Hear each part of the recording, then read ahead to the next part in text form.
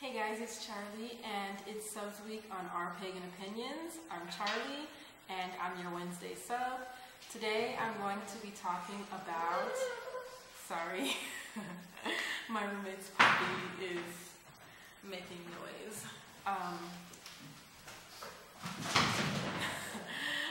Today I'm going to be talking about Dia de los Muertos, which is the biggest holiday here.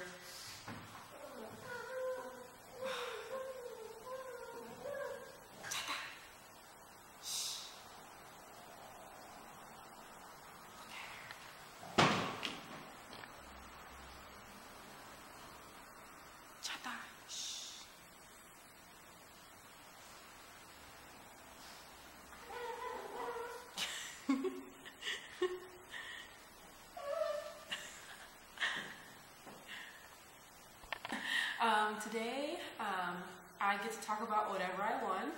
So, since I live in Mexico and it's October and Samhain is coming up, I thought I would talk about the biggest holiday here in Mexico. So, I have been living in Mexico for 6 months. I haven't experienced Dia de los Muertos yet, but less than a week, actually, I will be experiencing my first Day of the Dead experience here in Mexico. This is one of the biggest holidays here, and for any pagan, this would probably be the best time of year to come to Mexico to experience one of the deepest pagan rooted cultural experiences and festivals here in Mexico.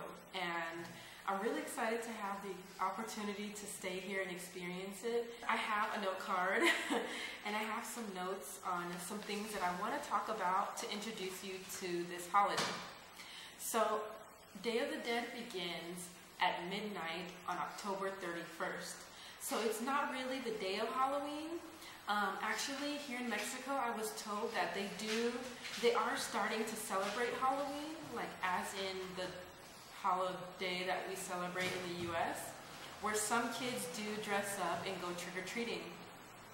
But what the big day is the day after Halloween, which is November 1st, and this holiday goes until November 2nd. So some of the festivities do start on Halloween, which would be October 31st, but the real date is from November 1st to 2nd.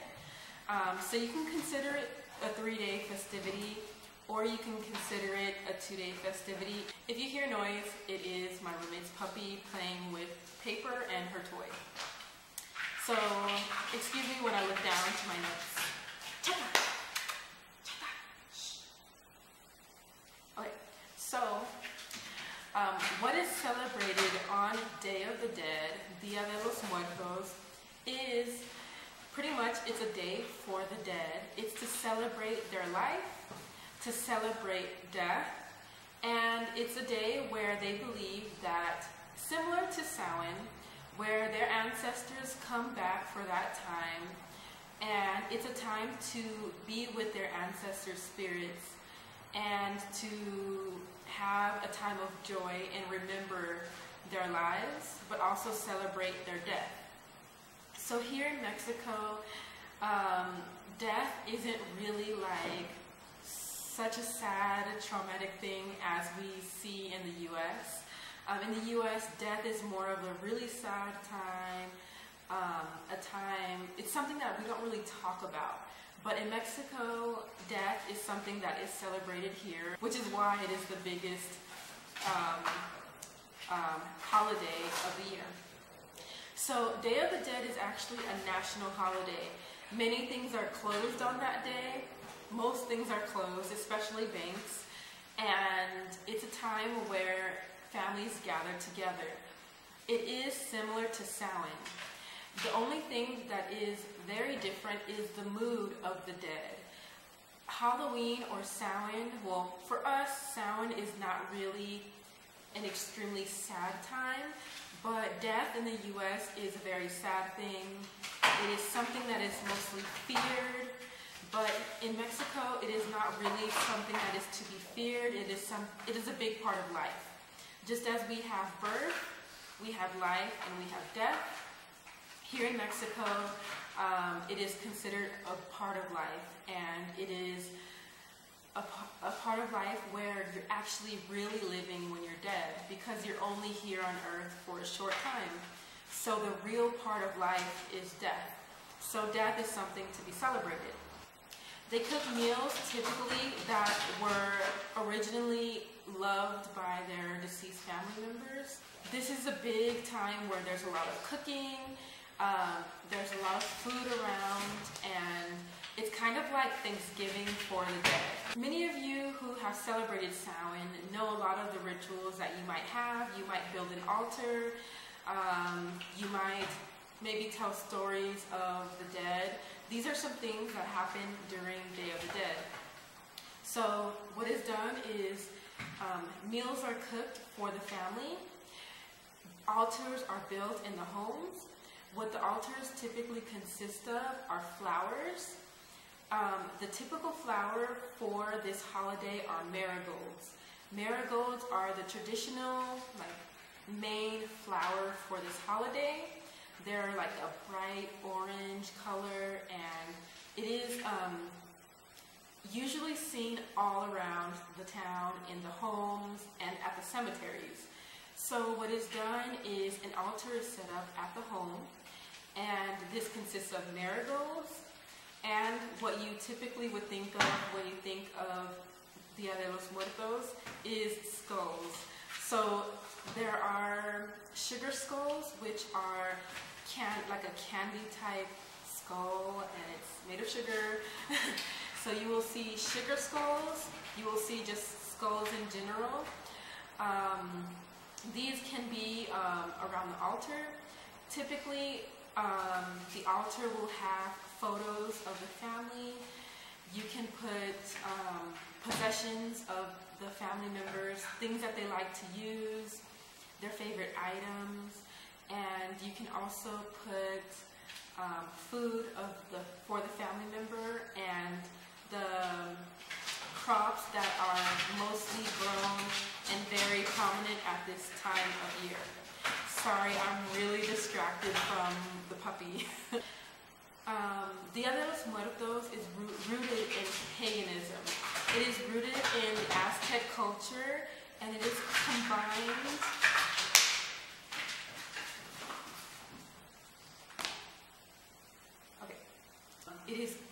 It is rooted in Aztec culture from the history of the Aztecs, and it is combined with the Catholicism, which many of you know is also rooted in paganism.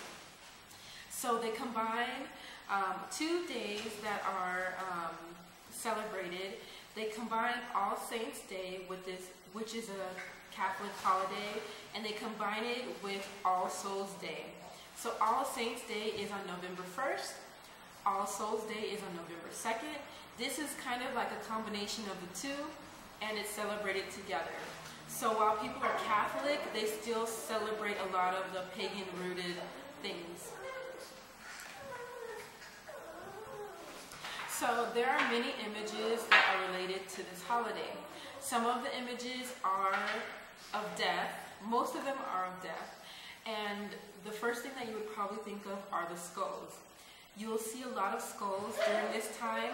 Many skulls are given to other people, and so these skulls can have the names of the deceased or the names of the living. And I know that many people might think that, like, for us in paganism, you probably wouldn't imagine that you would write the name of a living person on the skull, but in Mexico, it is not a problem to write the name of the living on the skulls. There is no connotation to bringing death or anything like that. So you can exchange or give out skulls to other people. And it can have their name on it, on the top of the skull. The next thing referring to skulls that I want to talk about is Catrina. Catrina is a painting or like a piece of art that was kind of like, I want to say refurbished or whatever. It had started to die out a long time ago, but they like brought it back, and now it's like the main symbol of Day of the Dead. What it is an image of a wealthy woman, but it's a skull. It's her skeleton body, but you can tell that she's like a wealthy woman. What this means is it's a symbol of death, but it shows that no matter how rich you are, no matter how wealthy you are, or how high class you are, death comes to everyone. And I really love that, because I think it's really great to keep in mind that no matter how much money you have, you can't escape death. And that's a really cool symbol here for Day of the Dead. So another symbol is food. A lot of food is cooked during this day. One of those is bread, and you can call it bread of the dead, but it looks kind of like the shape of a skull, or like the image of a skull, kind of. This is another deeply rooted pagan tradition. So they will bake bread that is in like a form of a skull. So Day of the Dead is broken up into two sections. November 1st is for the children, and this is where they honor the children who have passed away. Well, the children who have passed away, they call them Los Angelitos, which are the angels, or the little angels. So this day is in honor of the kids. On the altar, you can bring toys, you can put toys on the altar and things for children. And the second day of November would be for the adults.